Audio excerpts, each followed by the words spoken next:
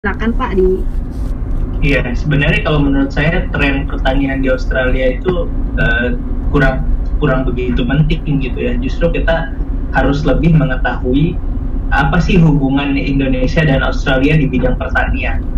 Jadi Australia ini ingin membantu apa untuk Indonesia di bidang pertanian? Ingin membantu teknologi pertaniannya,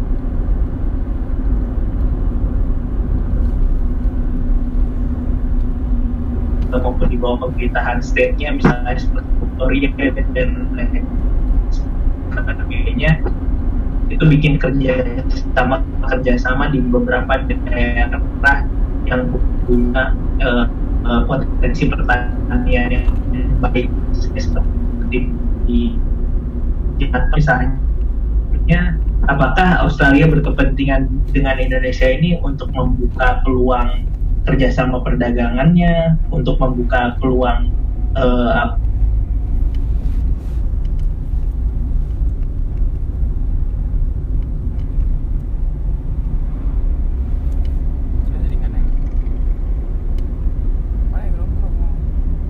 Yang kedua ada dua. Yang pertama, eh, tadi dikatakan bahwa logikanya kita harus bisa menceritakan hubungan antara Indonesia Australia di masa lalu hingga masa yang akan datang. Bagaimana jika belum punya pengalaman sebelumnya untuk relasi dengan Australia? nah Itu Pak. itu harus banyak membaca sebetulnya hubungan Indonesia dengan Australia ini bagaimana. Jadi sekarang selain membaca apa bidang studi masing-masing, juga baca sebetulnya hubungan Indonesia dengan Australia itu seperti apa, terutama di bidang yang kita ingin belajar di situ. Misalnya kita ingin belajar public policy, bagaimana sih hubungan Indonesia dan Australia itu gimana sih dalam hal itu, saling membantu apa, kemudian apa yang dikritisi Indonesia dari Australia, begitu juga sebaliknya. Nah itu akan memberikan gambaran kepada kita mengambil peran di mana. Misalnya Indonesia berkepentingan, misalnya ini contoh kasus ya, bagaimana pemahaman kita tentang hubungan Indonesia dan Australia itu kepada pilihan studi kita. Misalnya kita mau studi ilmu politik, kita studi ilmu politik itu misalnya belajar tentang demokrasi atau belajar tentang pemerintahan, tentang parlemen dan lain sebagainya. Australia ini kan berkepentingan kepada Indonesia karena Australia ingin Indonesia ini aman, ingin demokrasi Indonesia ini berjalan dengan baik. Karena kalau aman, Indonesia negaranya stabil. Kalau stabil, maka masyarakatnya hidup dengan lebih sejahtera dan lain sebagainya. Apa untungnya Indonesia yang aman, yang stabil untuk Australia? Untungnya Indonesia yang aman dan stabil itu tidak akan mengganggu apapun dari Australia. Misalnya tadi karena Australia berkepentingan dalam hal ekspor impor misalnya, dan Indonesia merupakan pintu gerbang bagi jalur perdagangan Australia, maka itu juga membuat Australia menjadi baik-baik saja. Tapi kalau Indonesianya tidak aman, kalau politik di Indonesia tidak stabil, maka Australia dibuat pusing. Nah, positioning Anda tuh harus bisa melihat sampai ke sana. Kenapa Anda mau belajar ilmu politik di Australia?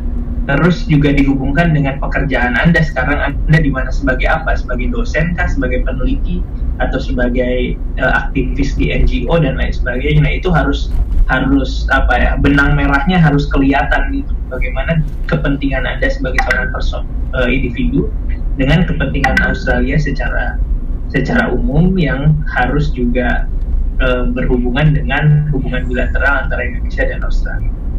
Itu ya jawaban yang kedua. Silakan berikut.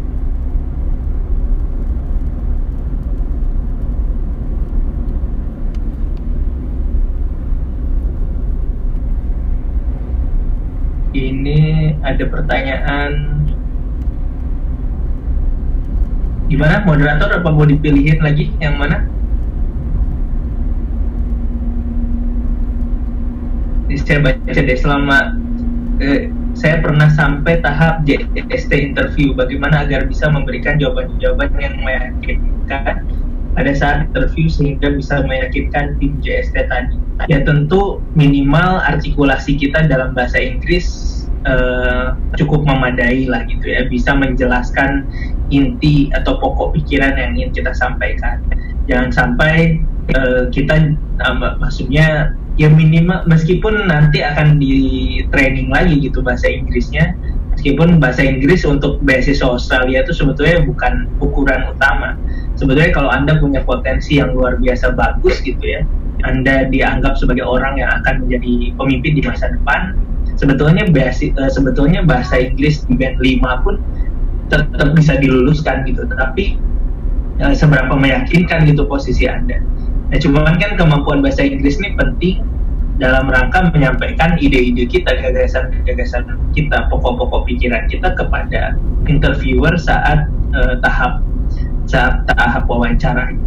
Jadi bagaimana tampak meyakinkan sebetulnya nggak bisa dibuat-buat. Jadi interview itu tahap di mana pemerintah Australia Joint Selection Team-nya ini mau melihat kecocokan antara apa yang Anda ceritakan di aplikasi dengan kenyataannya. Mereka ingin lihat langsung. Jadi minimal kalau sudah diundang ke tahap interview, itu aplikasinya sudah cukup meyakinkan. Nah, artinya sudah menyisihkan 50% dari yang mendaftar. Kemudian Anda diundang ke tahap interview oleh Joint Selection Team ini. Nah, kalau belum lulus berarti coba berlatih lagi bagaimana mengemukakan pikiran-pikiran, ide-ide, kemudian menceritakan siapa diri Anda dan lain sebagainya. Artinya sebetulnya kalau sudah lolos ke tahap interview, secara aplikasi sudah dianggap bisa diterima, bisa meyakinkan. Tapi Anda harus bisa memperlihatkan itu juga secara langsung gitu ketika Anda ditanya secara langsung. Berikutnya silahkan dipilihin lagi. Oke, baik Pak, terima kasih banyak. Ini kita pilih lagi. Ini ada pertanyaan Pak dari Filzah. Terima kasih untuk sharing Pak. Saya ingin tanya, jika bukan dari kalangan 50% priority yang 3T atau PNS, apa yang perlu ditonjolkan Pak?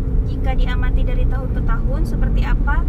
Seperti ada pola untuk penerimaan. Kalau tidak salah di tahun 2019 banyak dari teman-teman yang PNS dan 3T yang lolos. Silakan Pak. Sebetulnya ukurannya bukan PNS dan 3T ya. Jadi ukurannya adalah tadi yang 50% itu adalah perempuan, kaum difabel, kemudian mereka yang tinggal di provinsi yang menjadi perhatian Australia. Aceh, Papua, Papua Barat, Maluku Utara, Nusa Tenggara Timur, dan Nusa Tenggara Barat. Jadi sebetulnya bukan 3T tapi daerah-daerah ini. Nah, PNS juga sebetulnya tidak termasuk ke dalam afirmasi. Tapi PNS ini kan dianggap punya peluang untuk secara karir, itu punya peluang untuk menjadi pemimpin gitu. Minimal kalau mengikuti jenjang karir saja, dia misalnya ketika mendaftar golongannya 3B misalnya, atau golongannya 3A, maka pemerintah Australia melihat kejelasan alurnya gitu, kejelasan jenjang karir orang ini gitu. Artinya kalau misalnya dia sekolah, maka itu akan membuat karirnya bertambah, karirnya bisa lebih cepat gitu, perjalanan karirnya. Jadi keuntungan PNS itu sebetulnya di situ, dianggap hukumnya dimungkinkan untuk menjadi pemimpin Indonesia di masa yang akan datang. Tapi kalaupun yang bukan PNS, makanya harus menunjukkan itu gitu, memperlihatkan bahwa Anda punya peluang atau Anda punya kesempatan untuk menjadi pemimpin Indonesia di masa depan gitu, dalam bidang apapun.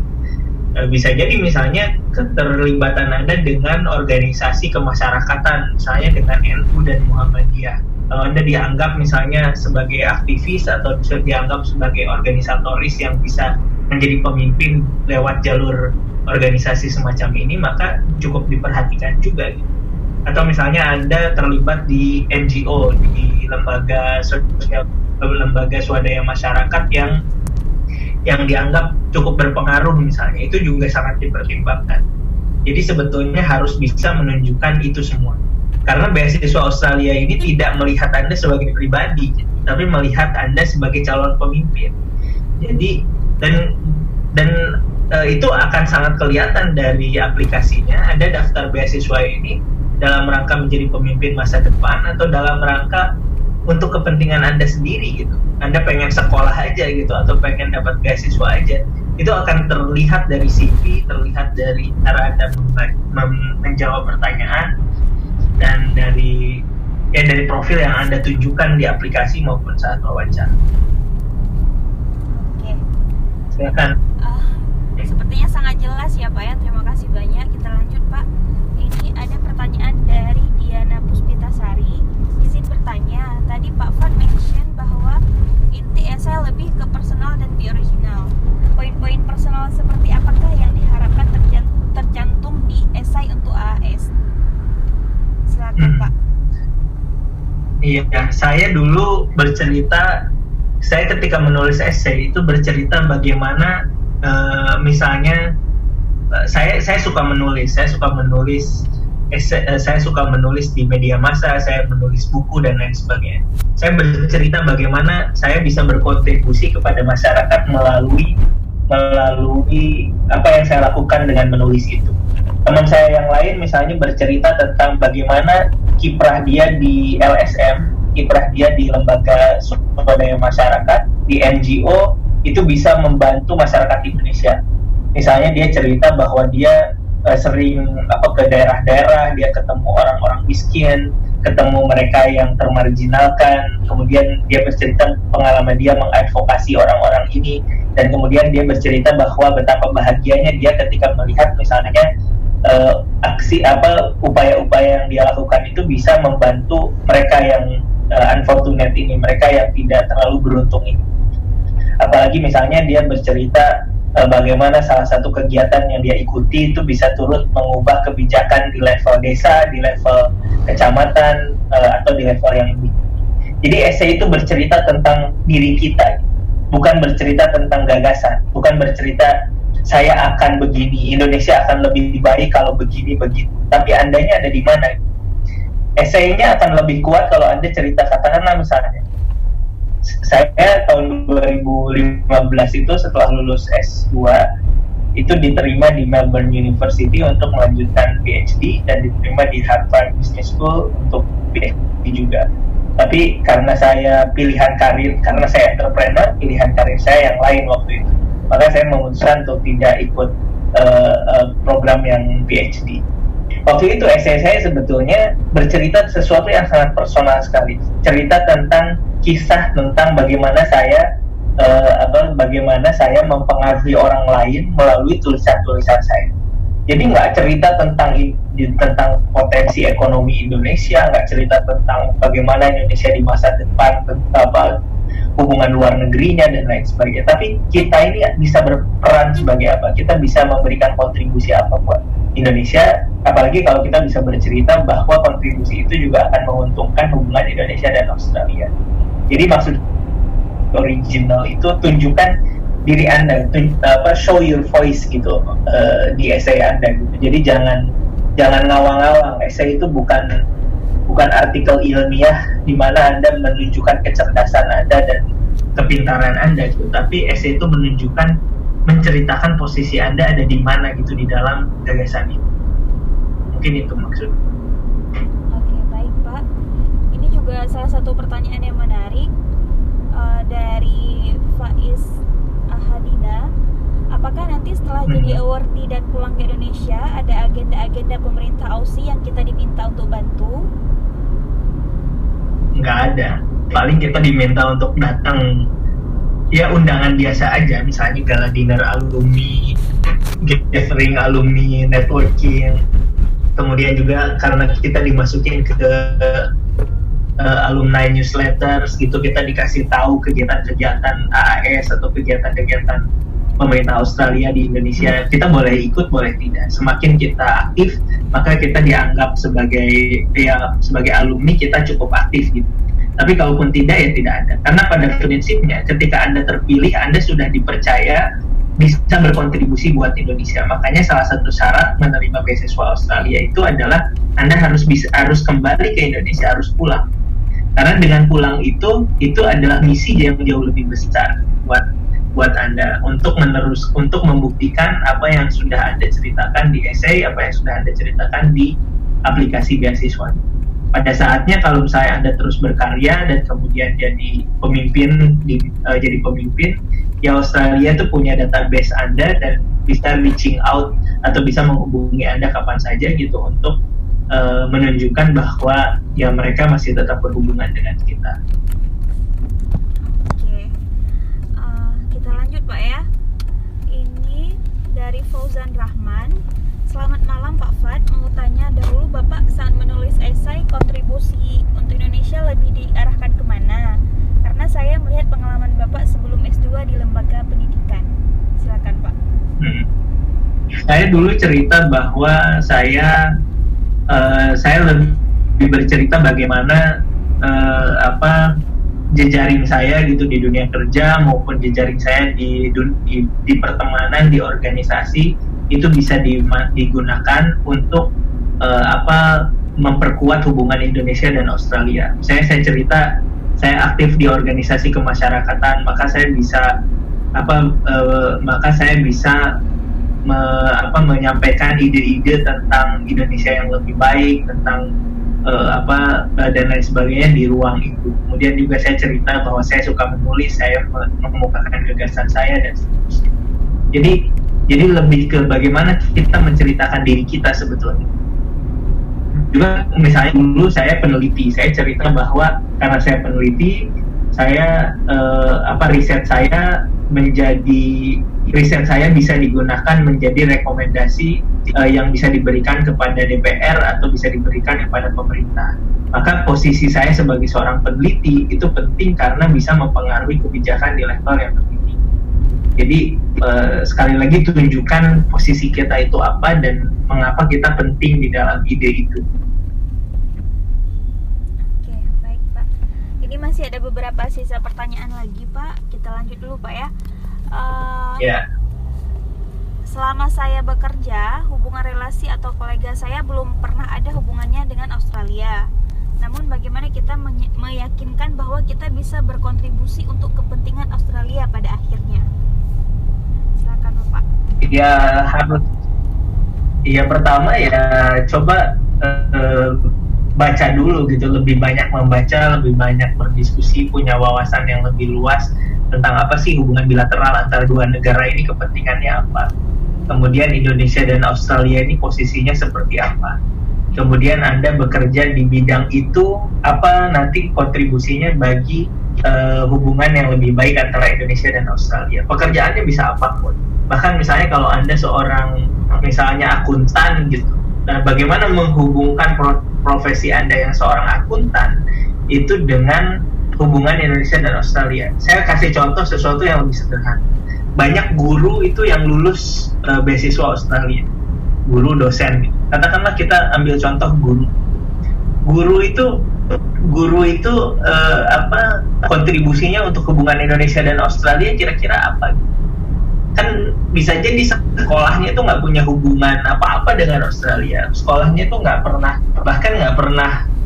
membahas apapun tentang Australia, tapi posisi dia sebagai guru itu penting gitu, karena kalau dia bisa bercerita bagaimana dia bisa berkontribusi membuat pendidikan di Indonesia ini lebih baik gitu ya, kemudian dia bisa bercerita bagaimana membangun masyarakat yang lebih inklusif, bagaimana membangun masyarakat yang lebih menghargai perbedaan, keberagaman dan seterusnya melalui peran dia sebagai guru.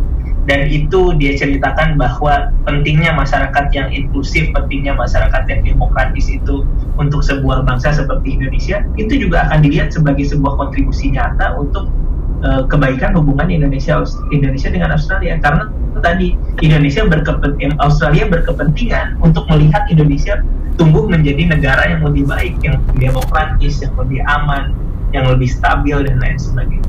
Nah, jadi caranya itu gitu. Caranya kita perluas wawasan kita, perluas pemahaman kita sebetulnya apa sih yang diinginkan Australia dari Indonesia ini.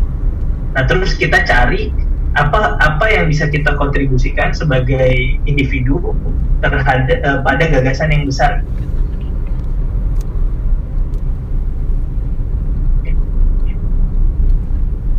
Ya, berikutnya silakan.